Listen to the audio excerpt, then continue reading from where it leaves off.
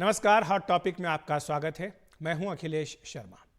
शुरुआत कर रहे महाराष्ट्र से, जहां पर बीजेपी ने 20 सीटें अपनी उम्मीदवारों का ऐलान कर दिया है, लेकिन उसके सहयोगी पार्टियों ने अब तक एक भी उम्मीदवार घोषित नहीं किया है। हालांकि सूत्रों के मुताबिक सीटों का फार्मूला तय हो गया है। बीजेपी 31, शिवसेना 13 और एनसीपी 4 सीटों पर लड़ेगी। उधर महाविकास अघाड़ी ने भी 2 फार्मूले बनाए हैं, प्रकाश अंबेडकर के साथ और उनके बिना।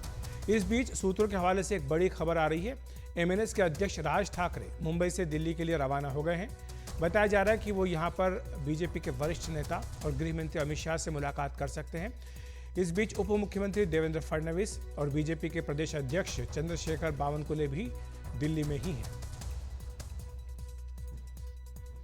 और हमारे सहयोगी रौनक हमारे साथ जुड़ गए इस खबर पर अधिक बातचीत करने के लिए। तो अगर राज ठाकरे दिल्ली आ रहे हैं तो क्या संभावना बनती है कि बीजेपी के साथ उनका गठबंधन हो सकता है, और अगर ऐसा होता है तो फिर सीटों के बंटवारे की शक्ल क्या हो सकती है? रौनक जी देखिए अखिलेश जी, हम देख रहे हैं कि न केवल महाराष्ट्र बल्कि कई दूसरे राज्यों में भी छोटी छोटी पार्टियों को बीजेपी अपने साथ जो है वो एनडीए का कुनबा बड़ा करने की कवायद में लगी हुई है। और पिछले कुछ दिनों से इस तरह के फीलर खुद बीजेपी नेता देवेंद्र फडणवीस जो है वो देते हुए दिख रहे थे कि एमएनएस अध्यक्ष राज ठाकरे की जो हाल ही में भूमिका रही है वो कहीं ना कहीं बीजेपी के करीब आती हुई दिख रही है, जिससे संकेत मिलने लगे थे कि दोनों के बीच में एक उच्च स्तर पर बातचीत चल रही है। जो हमारे सूत्र बता रहे हैं कि राज ठाकरे मुंबई से दिल्ली के लिए रवाना हो गए और इसीलिए वे रवाना हुए कि कहीं ना कहीं दोनों में डील हो सकती है। एक सीट एमएनएस को, दक्षिण मुंबई की जो सीट है उसको लेकर उनका दावा है। यहां से उनके पूर्व विधायक रह चुके, महाराष्ट्र सरकार में मंत्री भी रह चुके बाला नांदगांवकर, जो कि पार्टी में दूसरे नंबर की हैसियत रखते हैं, उन्हें यहां से उम्मीदवारी देने की बात चल रही है। इसको लेकर अभी फैसला होना बाकी है, लेकिन निश्चित तौर पर यह लग रहा है क्योंकि राज ठाकरे अगर बीजेपी के साथ आते हैं तो जो हिंदुत्ववादी वोट है उसमें कहीं ना कहीं बिखराव नहीं होगा और वो साथ रहेगा, तो बीजेपी को इसमें कहीं ना कहीं मदद भी होगी, एनडीए को मदद भी होगी। और दूसरा, राज ठाकरे की जिस तरह की स्थिति रही है, जिस तरह की भाषा शैली रही है, उसका भी एनडीए के पक्ष में माहौल बनाने में कहीं ना कहीं बीजेपी और एनडीए को फायदा हो सकता है। इसीलिए इस ऑप्शन पर विचार किया जा रहा है और हो सकता है कि ये मुलाकात देर रात को अमित शाह के साथ राज ठाकरे की हो सकती है, क्योंकि देवेंद्र फडणवीस इस वक्त दिल्ली में मौजूद है। जी, शुक्रिया आपका इस तमाम जानकारी के, रौनक। और अब बात कर लेते हैं बिहार की, जहां पर सीट बंटवारे का ऐलान हो गया है। आज बीजेपी ने अपने सहयोगी दलों के साथ सीटों के बंटवारे का ऐलान किया। बिहार में आप जानते हैं कि कुल 40 सीटें हैं, इनमें बीजेपी 17 सीटों पर चुनाव लड़ेगी। वहीं जेडीयू के खाते में 16 सीटें आई हैं, यानी बड़ा भाई बीजेपी रहेगी। एलजेपी, जो कि चिराग पासवान की पार्टी, एलजेपी रामविलास पासवान, इसे 5 सीटें दी गई हैं। वहीं जीतन राम मांझी की हमको 1 सीट दी गई है। उपेंद्र कुशवाहा की आरएलपी को 1 सीट दी गई है। और इस तरह बीजेपी ने, आप ये कह सकते हैं कि पशुपति पारस से पूरी तरह से रिश्ता तोड़ लिया है, क्योंकि उनकी पार्टी को एक भी सीट यहाँ पर इस बंटवारे में नहीं दी गई है। नाराज पशुपति पारस के बारे में बताया गया सूत्रों के हवाले से कि जल्दी ही वो कैबिनेट से इस्तीफा दे सकते हैं। सूत्रों के मुताबिक वे इंडिया गठबंधन के संपर्क में भी हैं और उसके साथ भी जा सकते हैं। लेकिन इधर नजर डाल लेते हैं किस किस सीट पर समझौता हुआ है। बीजेपी किस सीट पर लड़ने जा रही है। पश्चिमी चंपारण पर बीजेपी लड़ेगी, पूर्वी चंपारण पर भी, औरंगाबाद, मधुबनी, दरभंगा, मुजफ्फरपुर, महाराजगंज, सारण, उजियारपुर, ये बीजेपी के खाते में गई हैं। बेगूसराय, नवादा, पटना साहिब, पाटलिपुत्र, आरा, बक्सर, सासाराम और अररिया, ये 17 सीटें जो हैं इन पर बीजेपी चुनाव लड़ेगी। जेडीयू किस किस सीट पर लड़ेगी ये भी नजर डाल लेते हैं। वाल्मीकि नगर जेडीयू के खाते में गई है। सीतामढ़ी, झंझारपुर, सुपौल, किशनगंज, कटिहार, पूर्णिया, मधेपुरा, गोपालगंज, सीवान, भागलपुर, बांका, इसके अलावा मुंगेर, नालंदा, जहानाबाद और शिवहर सीट भी जेडीयू के खाते में गई है। एलजेपी रामविलास पासवान यानी चिराग पासवान की पार्टी को जो 5 सीटें दी गई वो हैं वैशाली, हाजीपुर, खगड़िया, जमुई और समस्तीपुर। हाजीपुर को लेकर ही आप जानते हैं कि चाचा भतीजे में लंबे समय से जंग चली हुई थी। और हम, जो कि जीतन राम मांझी की पार्टी है, उनको गया की सीट दी गई है। यहाँ से बीजेपी के अभी मौजूदा सांसद हैं। और आरएमएल, जो उपेंद्र कुशवाहा की पार्टी है, इनको काराकट की सीट दी गई है। तो ये यहाँ पर कुल मिलाकर के गणित बना है बीजेपी का। बिहार में क्या कहा है विनोद तावड़े, महासचिव और प्रभारी, सुन लेते हैं। भारतीय जनता पार्टी 17 सीटें एनडीए के साथ लड़ेगी। जनता दल यूनाइटेड 16 सीटों पर एनडीए के साथ लड़ेगी। लोक जनशक्ति पार्टी 5 सीटों पर,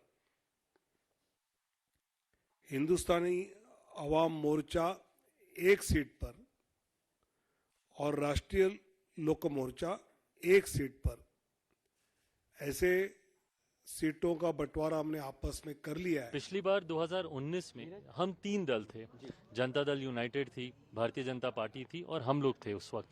पर इस बार हमारे गठबंधन में 2 और मजबूत सहयोगी हमारे साथ जुड़े हैं। जीतन राम मांझी जी हों, आदरणीय उपेंद्र कुशवाहा जी हों, इन 2 और साथियों के आने से हमारी ताकत 2019 से बढ़ी ही है। और 2019 में जो 1 सीट हम लोग चूक गए थे किशनगंज की, मैं मानता हूं इस बार 40 की 40 सीटें हम लोग जीतेंगे। ये हमारे गठबंधन की ताकत, मेरे विश्वास को बढ़ाती है।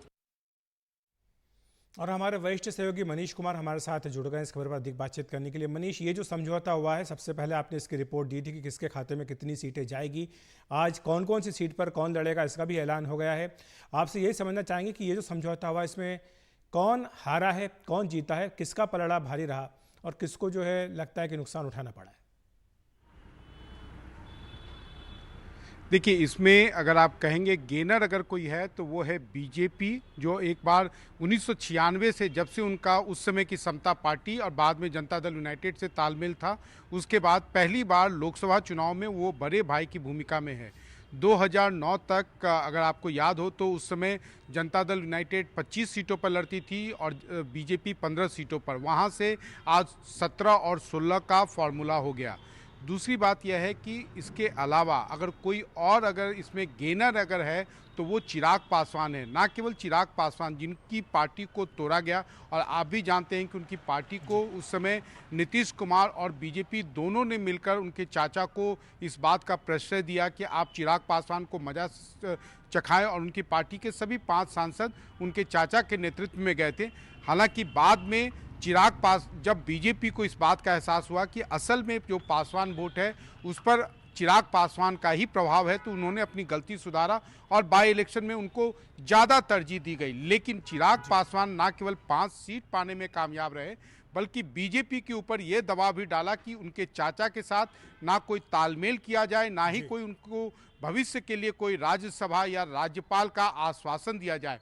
और आप कह सकते हैं कि निश्चित रूप से चिराग पासवान और बीजेपी 2 गेनर रहे हैं। नीतीश कुमार आप कह सकते हैं कि अपनी इज्जत बचा पाने में 16 सीटों में 16 सीटें पाके वो अपनी इज्जत बचाने में कामयाब रहे हैं। लेकिन नीतीश कुमार ने 1 सीट बीजेपी से जो शिवहर से ली है, वहां से लवली आनंद, जो अब तक आरजेडी में थी, अब वो जनता दल यूनाइटेड में शामिल हो रही हैं, वो वहां से उम्मीदवार होंगी, क्योंकि उनके बेटे चेतन आनंद ने आरजेडी के विधायक होने के बावजूद नीतीश कुमार के समर्थन में वोट ऑफ कॉन्फिडेंस में वोट डाला था। तो एक तरह से बेटे के काम के लिए मां को रिवॉर्ड दिया जा रहा है, या मां पूरे परिवार को ही नीतीश कुमार रिवॉर्ड दे रहे हैं। इसके अलावा जीतन राम मांझी और उपेंद्र कुशवाहा के लिए भी ये कोई खराब सौदा नहीं है, क्योंकि उन्हें मालूम है कि वो जीतने की गारंटी एनडीए से है, और साथ साथ मंत्री बनने के भी उनके एक तरह से महत्वाकांक्षा जो है वो भी इस गठबंधन में पूरी हो जाएगी।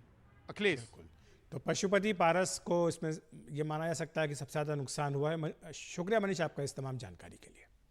और इस बीच बीजेपी केंद्रीय चुनाव समिति की बैठक से पहले बीजेपी मुख्यालय पर आज राज्यों के कोर ग्रुप की बैठक हो रही है। इसमें इन राज्यों के उम्मीदवारों के नामों पर चर्चा होगी। आज जिन राज्यों पर खास तौर से नज़र है वो है उत्तर प्रदेश, कर्नाटक, ओडिशा, आंध्र प्रदेश, तमिलनाडु। ये तमाम राज्य जहाँ पर की उम्मीदवारों के नामों पर चर्चा की जा रही है। आपको बता दें कि दिल्ली में आज जो महत्वपूर्ण बैठक है वो उत्तर प्रदेश कोर ग्रुप की भी है। इसमें गृह मंत्री अमित शाह, जेपी नड्डा, मुख्यमंत्री योगी आदित्यनाथ और दोनों ही उप मुख्यमंत्री भी शामिल हैं। इसके बाद पार्टी यहां के बचे हुए उम्मीदवारों का ऐलान कर सकती है। अब तक बीजेपी ने उत्तर प्रदेश में 52 उम्मीदवारों के नामों का ऐलान किया, जिसमें पीएम नरेंद्र मोदी, राजनाथ सिंह समेत महेश शर्मा, हेमा मालिनी, स्मृति ईरानी, साध्वी निरंजन ज्योति आदि शामिल हैं। यूपी की 80 सीटों पर सभी 7 चरणों में मतदान होना है। और इसी पर चर्चा करने के लिए हमारे साथ हमारे सहयोगी रणवीर सिंह जुड़ गए लखनऊ से। ये जो सीटें बची हैं रणवीर, इसमें खासतौर से मेनका गांधी हो, वरुण गांधी हो, वीके सिंह, संतोष गंगवाल, ये तमाम ऐसे नाम हैं, दिग्गज नेता हैं पार्टी के, जिन पर सबकी नज़रें हैं कि उन्हें दोबारा मौका मिलता है या नहीं। निश्चित 80 सीटों वाले उत्तर प्रदेश में 5 सीटें सहयोगियों को दी गई हैं, 2 अपना दल को, 2 आरएलडी को और 1 सुभाषपा को। चौथी सहयोगी निषाद पार्टी, जो संजय निषाद की पार्टी है, उनके बेटे प्रवीण निषाद बीजेपी के सिंबल पर संत कबीर नगर से सांसद थे, इस बार फिर बीजेपी के सिंबल पर चुनाव लड़ेंगे। अब बची 75 जिस पर भारतीय जनता पार्टी को चुनाव लड़ना है। इस 75 में 51 सीटों पर प्रत्याशियों की घोषणा हो चुकी है, जिसमें प्रधानमंत्री हैं, स्मृति ईरानी हैं, राजनाथ सिंह हैं, तमाम जो केंद्रीय मंत्री हैं वो सब हैं। एक केंद्रीय मंत्री जनरल वीके सिंह गाजियाबाद से सांसद हैं, उनके सीट पर अभी तक प्रत्याशी की घोषणा नहीं हुई है। मेनका गांधी, वरुण गांधी की आपने बात कही, सुल्तानपुर और पीलीभीत से सांसद हैं। सुल्तानपुर से मेनका गांधी, पीलीभीत से वरुण गांधी, उनकी सीट अटकी हुई है। संतोष गंगवार आडवार के सांसद हैं, पूर्व केंद्रीय मंत्री हैं, बड़े नेता हैं, उनकी सीट अटकी है। और एक नाम है ब्रिजभूषण शरण सिंह का, जो लंबे समय से विवादों में थे, कैसरगंज से सांसद हैं, उनकी सीट पर भी अभी घोषणा नहीं हुई है। तो इस तरह से 24 सीटें हैं और बीजेपी ने जो देश भर में 370 सीटें जीतने का लक्ष्य रखा है, उसका सबसे बड़ा रास्ता यूपी से होकर गुजरता है। ऐसे में 51 में से 45 सिटिंग एमपीज़ को टिकट दिया और 6 ऐसी सीटें जहां पर बीजेपी हारी थी, वहां पर कुछ पुराने कुछ नए कैंडिडेट्स को बीजेपी ने उतारा है। अब जो 24 सीटें बची हैं, उन सीटों को लेकर के बीजेपी ने उसको कैटेगरी 2 में रखा था, यानी वो सीटें जहां पर लड़ाई हो सकती है या जहां प्रत्याशी बदलने पर बीजेपी एक बार विचार कर सकती है। इन्हीं 24 सीटों पर प्रत्याशियों के चयन के लिए मुख्यमंत्री योगी आदित्यनाथ, दोनों उप मुख्यमंत्री, प्रदेश अध्यक्ष, प्रदेश प्रभारी, ये सब दिल्ली में हैं। बैठक चल रही है और आज बैठक में जिन नामों को तय किया जाएगा, एक पैनल बनाया जाएगा। उस पैनल को केंद्रीय चुनाव समिति को भेजने के बाद कल केंद्रीय चुनाव समिति बैठक करेगी। तय होंगे कि 24 प्रत्याशी कौन हो सकते हैं और उम्मीद है कि परसों या नरसों तक नई लिस्ट आ सकती है, जिसमें यूपी की पूरी स्थिति क्लियर हो जाएगी। क्योंकि गठबंधन को लेकर बिहार की तरह यहाँ कोई पेच नहीं है, यहाँ सिर्फ और सिर्फ 24 सीटें हैं जहाँ बीजेपी को घोषणा करनी है और उम्मीद है कि अगले 2-3 दिन में ये नाम सामने आ जाएंगे। शुक्रिया आपका रणवीर इस तमाम जानकारी के लिए। वक्त एक ब्रेक का, ब्रेक के बाद तुरंत हाजिर होते हैं।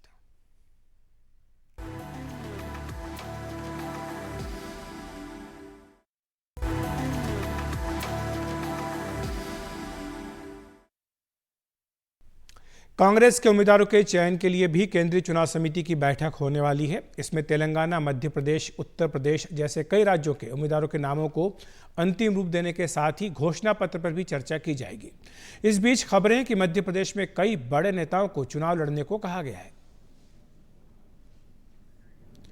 और इसी पर चर्चा करने के लिए हमारे सहयोगी अमृतांशी हमारे साथ भोपाल से जुड़ गई। अमृतांशी, कौन कौन से ऐसे बड़े नेता हैं जिन्हें कहा जा रहा है कि वो लोकसभा चुनाव लड़ें? देखिए, कांग्रेस में थोड़ी असमंजस की स्थिति है अखिलेश जी, क्योंकि कांग्रेस के आलाकमान की ओर से तो ये कहा जा रहा है कि तमाम बड़े नेताओं को मैदान में अब उतरना होगा, लेकिन कांग्रेस के नेताओं का थोड़ा मन अभी जो है वो साफ नहीं है मध्य प्रदेश में लोकसभा चुनाव लड़ने को लेकर। दिग्विजय सिंह, कमलनाथ, अरुण यादव और तमाम जो कई बड़े नेता हैं, जीतू पटवारी, उन्होंने फिलहाल अभी लोकसभा चुनावों से दूरी बनाकर रखी है और उन्होंने कहा है कि अभी वो लोकसभा चुनाव नहीं लड़ना चाहते हैं। कई बार सार्वजनिक मंच से दिग्विजय सिंह, जीतू पटवारी ये बात कह चुके हैं कि लोकसभा चुनाव वो नहीं लड़ना चाहते हैं, साथ ही साथ वो चाहते हैं कि पार्टी की ओर से किसी और को मौका दिया जाए। फिलहाल कल केंद्रीय चुनाव समिति की बैठक होने वाली है, जिसमें 18 नामों पर मुहर लगेगी। एक गठबंधन खजुराहो सीट को छोड़कर यहाँ पर 18 नामों पर मुहर लगने जा रही है। कहीं ना कहीं कांग्रेस में प्रत्याशी चयन का जो मंथन है वो काफी ज्यादा लंबा चल रहा है। ऐसे में कांग्रेस के पास अभी कोई बड़े चेहरे चुनाव लड़वाने के लिए नहीं है, इसलिए कांग्रेस अपने जो विधायक हैं मौजूदा, उन्हीं पर दांव लगाती हुई नजर आने वाली है। जैसे ओमकार सिंह मरकाम को पिछली जो है लिस्ट में टिकट दिया गया, इसमें भी विपिन जैन, रामसिया भारती, मुरैना से जो विधायक हैं पंकज उपाध्याय, उनके साथ कई ऐसे नाम हैं जिन पर दोबारा से मुहर लग सकती है। कांग्रेस को फिलहाल अभी बड़े चेहरे नहीं मिल रहे हैं चुनाव लड़वाने के लिए, ना ही बड़े नेता फिलहाल चुनाव लड़ने में इंटरेस्टेड हैं, इसलिए कांग्रेस यहाँ पर अपने विधायकों पर ही दांव लगा सकती है। साथ ही जो नए और युवा चेहरे हैं उनको ही बरकरार इस सांसदीय चुनाव में लड़ने के लिए रख सकती है। हालांकि कांग्रेस के पास एक बड़ी चुनौती महिलाओं को लेकर भी है, क्योंकि बीजेपी ने 6 सीटों पर महिला उम्मीदवार उतारे हैं। ऐसे में उनके सामने जिताऊ कैंडिडेट लाना और महिला जिताऊ कैंडिडेट लाना कांग्रेस के लिए एक बड़ी चुनौती बनता जा रहा है। हालांकि कई सीटों पर 2 से 3 नामों के पैनल हैं जो कि कल तक तय हो जाएंगे। जी बहुत बहुत शुक्रिया आपका इस तमाम जानकारी के लिए। तो हॉट टॉपिक में आज इतना ही।